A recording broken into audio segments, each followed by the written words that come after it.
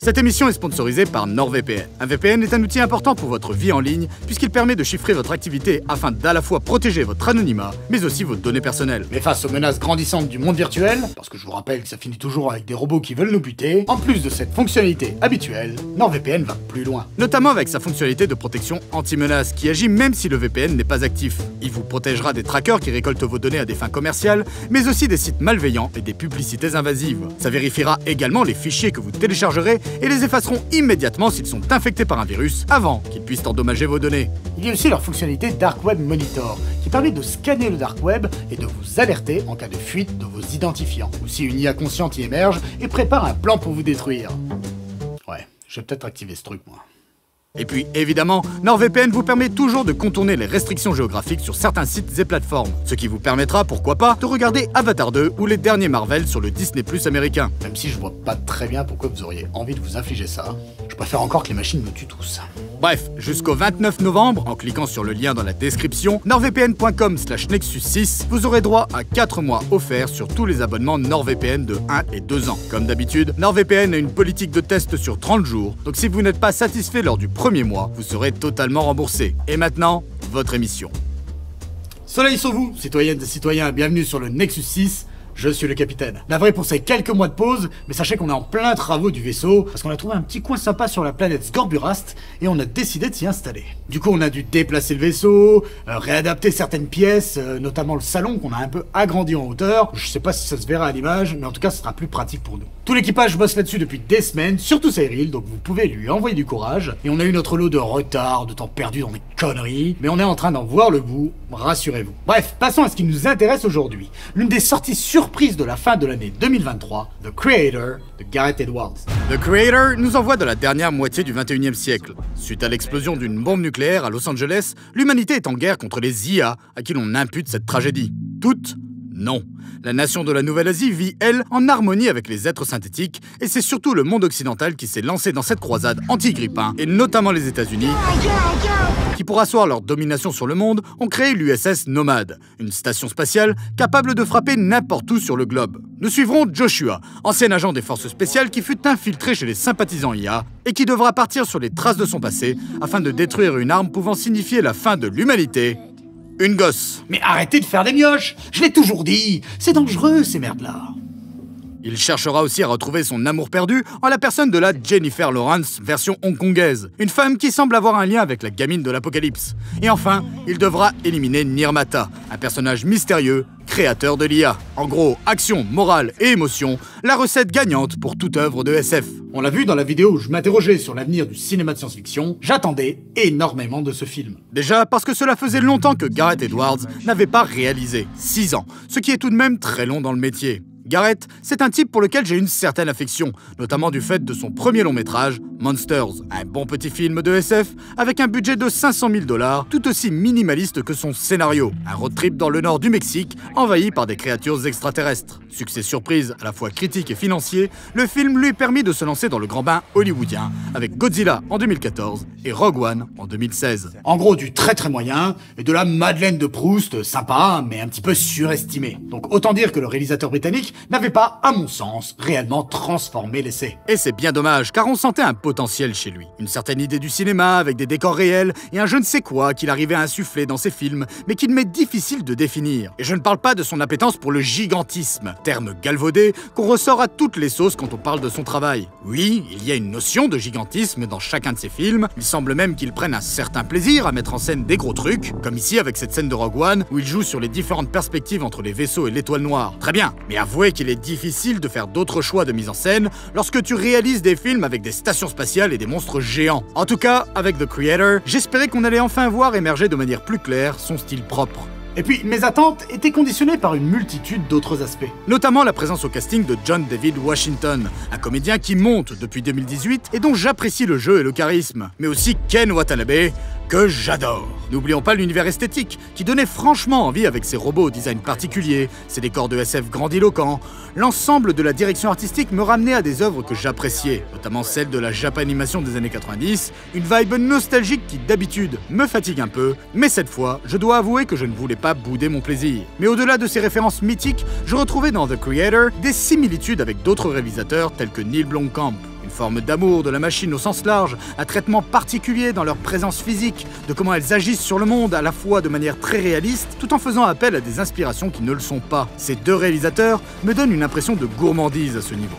Chose que j'apprécie particulièrement. Et puis je l'avais dit dans la précédente vidéo, enfin, un univers original. Alors attention, hein, ça m'arrive aussi d'attendre des adaptations d'univers que j'adore. Par exemple Warhammer 40 000 pour ne citer que celui-là. Mais vous commencez à me connaître, j'ai une philosophie un petit peu dure à ce sujet. Lorsqu'un univers naît sous une forme artistique, à mon sens, il est intrinsèquement lié à celle-ci, et donc je ne porte que très peu d'intérêt à toute itération qui naîtra sous une autre forme. Au mieux c'est sympatoche, mais cela n'apporte absolument rien de plus par rapport à la forme artistique précédente, si ce n'est d'être content d'avoir vu tes personnages préférés interprétés autrement. Quelque chose que je ne comprends absolument pas. Mais franchement, vous êtes content de ça, ça vous suffit, on s'en fout.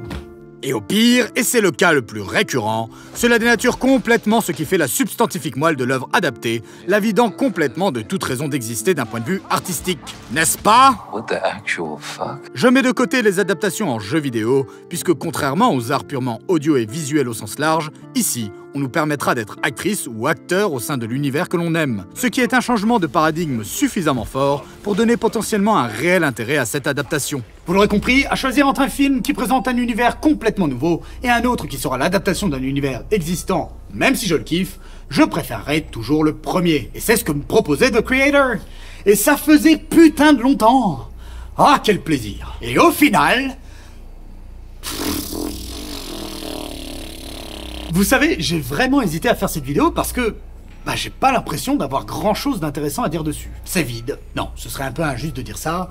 C'est pas vide, c'est surtout banal, fade, ordinaire, insipide, inoffensif. Et ça me fait chier de le dire. Parce qu'en plus, c'est un projet que j'ai pas envie d'enterrer. Sauf que j'en ai pas envie pour des raisons qui sont extra-cinématographiques. C'est une anomalie comme on n'en fait plus dans le système de production du premier quart du 21e siècle. Un univers original, je l'ai dit, qui se veut ambitieux dans son aspect science-fictionnel, avec tout un décorum et un lore développé, contrairement à d'autres films qui peuvent être de qualité, mais qui font le choix de huis clos ou de cadres plus restreints pour réduire les coûts. Le plus dingue, c'est que le film se permet cette ambition visuelle et créative avec un budget de 80 millions de dollars. C'est une rareté à cette époque-là. À titre de comparaison, dites-vous que des daubes absolues, et franchement, je pèse mes mots, type The Eternals ou The Flash, c'est 200 millions chacun. Ça fait peur, oui, je sais. Bref, dans les intentions qu'il avait sur le papier, The Creator fout à l'amende la majorité des blockbusters de SF de ces dernières années. Mais la triste vérité est là, c'est un film complètement désuet. Et vu toutes les références esthétiques dont on a parlé, on aurait pu penser que c'est à ce niveau-là que cela allait pêcher, que le film n'arriverait pas à trouver une identité à lui. Mais pas du tout. Bien qu'on identifie assez facilement les inspirations, le film est réussi visuellement, son univers est bien retranscrit. Mieux, on a envie d'en voir plus et d'en savoir plus. Là-dessus, rien à dire. Non. C'est dans son scénario que le bas blesse. Des poncifs 1000 fois vus et revus, tant au niveau de l'histoire d'amour du personnage principal que dans son attachement progressif avec Alfie, l'enfant robot. D'ailleurs, l'enfant et le protecteur, voilà un trope qui était hyper à la mode à l'époque aussi. Ouais, enfin j'ai plutôt l'impression que c'est Pedro Pascal qui est à la mode. Et je trouve pas que le scénar soit mal écrit. Non, il est même plutôt efficace, les événements se suivent bien, c'est cohérent. C'est juste que c'est hyper basique. Et on voit venir les twists à 10 années-lumière. Franchement, vu le rôle du personnage principal, l'amour qu'il a pour cette femme alliée des robots, et le fait qu'elle est censée être morte alors qu'elle était enceinte de leur enfant commun, vous l'aviez pas vu venir que c'était elle, Nirmata, la créatrice des IA, et que la gamine allait être une réincarnation de leur rejeton? C'est sûr que si! Perso, dès la scène d'intro, j'avais compris. Et encore, le problème, c'est même pas vraiment ça. Parce qu'on peut re-raconter les mêmes histoires en apportant de nouvelles choses, des sensibilités un peu différentes, qui vont, au final, créer un tout un peu original. Non. L'un des vrais soucis, c'est qu'on comprend rien à l'univers que tu veux mettre en place, mon gars. Alors au début, on te parle de l'IA qui aurait fait péter Los Angeles, donc il y aurait un ennemi principal, mais en fait, il y a plein de robots, et vu comment c'est présenté, ils ont tous leur propre personnalité. Donc en fait, il y a plusieurs IA, sauf qu'il y a des robots à tête de robots, mais d'autres à tête d'humains, parce que visuellement ça claque, mais à part ça... Sauf qu'à un moment, on voit qu'on peut sauvegarder la personnalité des gens morts et les mettre dans les robots. Donc, c'est des anciens humains morts ou pas. Donc, il y a des robots qui apparemment veulent être plus humains, et d'autres non. Pourquoi? Jusqu'où? Non, parce qu'à un moment, il y en a un qui court pour échapper à des humains. et qui est essoufflé. Pourquoi? Il respire pas? C'est une erreur lors de la post-prod du film? Ou c'est un choix qui veut dire quelque chose? Parce que si c'est le cas, jamais le film n'indique quoi que ce soit qui pourrait donner une explication à ce genre de truc. Du coup, il y a plein de choses de l'univers qui ont pas beaucoup de sens. Et au fur et à mesure du film, tu commences à complètement sortir de ce qu'on te propose. Vous savez, moi je veux pas que les films expliquent systématiquement leur choix. Il faut juste un peu de cohérence diégétique. Et là, c'est quand même assez inégal à ce niveau-là. Tout ce que le film met en place est gratuit à mon sens. On le fait parce que ça a de la gueule ou parce que... ou tout simplement parce qu'on se contente de reproduire les schémas de la science-fiction robotique des 60 dernières années, sans aucune réflexion. Voilà ce que je reproche au film. Il ne porte absolument aucun propos nouveau sur le sujet des robots. Au mieux, il porte le même que ce qu'on voyait dans les années 90, mais en fait j'irai même pas jusque-là, parce qu'en réalité, il n'y a rien dans le film à ce sujet. Il faut bien comprendre que la thématique robotique est présente en science-fiction depuis ses débuts. Beaucoup de choses ont été dites, analysées, débattues. Sauf que le monde de 2023 est très différent de celui des années 70 ou 90. Et il y a de nombreux aspects au sujet de l'intelligence artificielle qui pouvaient avoir du sens dans les œuvres produites il y a 30 ou 50 ans, et beaucoup moins à l'époque de la sortie du film. C'est un sujet que j'avais abordé dans le tout premier épisode des Sci-Fact. En gros, ce que je disais, c'est que ça n'a aucun sens de créer des êtres artificiels anthropomorphiques, conscients et capables de faire exactement les mêmes tâches que les humains, dans une société capitalistique et libérale où les gens doivent travailler pour vivre. Parce que le capitalisme étant ce qu'il est, il va tout simplement remplacer les humains par des robots. Chômage, misère, perte du lien social, vous connaissez la musique. Alors que ce serait bien plus logique de le faire dans une société utopique où plus personne n'est obligé de travailler pour subvenir à ses besoins. Ce qui ne veut pas dire être inactif, attention. Sauf que dans la SF des années 70 par exemple, on avait encore l'illusion d'un futur qui allait vers une amélioration perpétuelle, et que l'avènement des robots pouvait être quelque chose de positif pour l'humanité. Dans leur grande majorité, les créatrices et les créateurs de science-fiction de l'époque inventaient des mondes qui, grosso modo, étaient comme le nôtre. C'est juste que la technologie était plus évoluée et qu'il y avait des robots. Un traitement du sujet qui était donc, à mon sens, un peu naïf, une forme de fantasme collectif que je peux pardonner au vu des espoirs de l'époque. Mais en 2023, mais tu peux plus sortir un truc aussi basique sur le sujet des IA et de la robotique. Ça m'a vraiment donné l'impression d'un je m'en foutisme absolu. Alors que bon, on est entre connaisseurs. Vous savez que c'est pas les thématiques qui manquent dans ce genre de la SF. Déjà, il y a la question du remplacement des humains par la machine. Une thématique qui n'est jamais réellement développée. Parce que, à part la destruction de LA, qui en plus, on l'apprendra, était due à une erreur de programmation des singes savants que nous sommes, rien ne viendra appuyer davantage le fait que ce soit la guerre. Soyons clairs, dans le film, les IA ne sont jamais directement menaçantes pour l'humanité. Lorsqu'elles se battent, ce sera uniquement pour se défendre. Le simple fait que les robots coexistent pacifiquement avec les citoyens de la Nouvelle-Asie, ça te prouve qu'ils veulent pas nous détruire. Et on n'est pas dans un monde où t'as pas accès à l'information. Suffit de regarder ce qui se passe là-bas pour t'en rendre compte. Les présupposés du film, ils sont là, parce qu'on a toujours fait comme ça concernant les robots en SF. Et à aucun moment, on va davantage explorer la peur que ressentent certains humains à l'égard des machines. Alors, le film positionne les Américains clairement comme des méchants dans cet univers. D'ailleurs, ça pour moi, c'est plutôt à mettre à son crédit, parce que j'ai pas souvenir d'avoir vu beaucoup de films grand public le faire de manière aussi claire, en science-fiction ou pas d'ailleurs. Vu que le film est sorti à une époque où les ricains tuaient des gens aux quatre coins de la planète à coups de drone, ici, avec l'USS Nomad, il y a clairement un parallèle qui est tiré. Enfin, le film tient un semblant de propos. Mais c'est tout. On reste en surface sans donner plus de consistance à la chose. Ensuite, il y a la question la plus importante. Est-ce que les robots sont réellement vivants? À partir de quand on peut considérer qu'une IA est sentiente? Eh bien, le film ne traite absolument pas la question. D'un côté, on pense que non, de l'autre, on pense que si. Merci, bonsoir. Merde, je sais pas, même iRobot, que j'apprécie, mais qui est clairement pas le film du siècle, allait un peu plus loin sur le sujet. Rien que le fait que ce soit en Asie que les robots sont acceptés, y a quelque chose à faire avec ça. Peut-être expliquer que c'est dû à des différences culturelles profondes, notamment religieuses. Bon, moi je suis pas spécialiste, mais le fait que la réincarnation des âmes existe dans l'hindouisme et dans le bouddhisme, ça aurait pu être un aspect exploré. Avoir un débat entre deux personnages à ce sujet, je sais pas, quelque chose en tout cas. Mais non.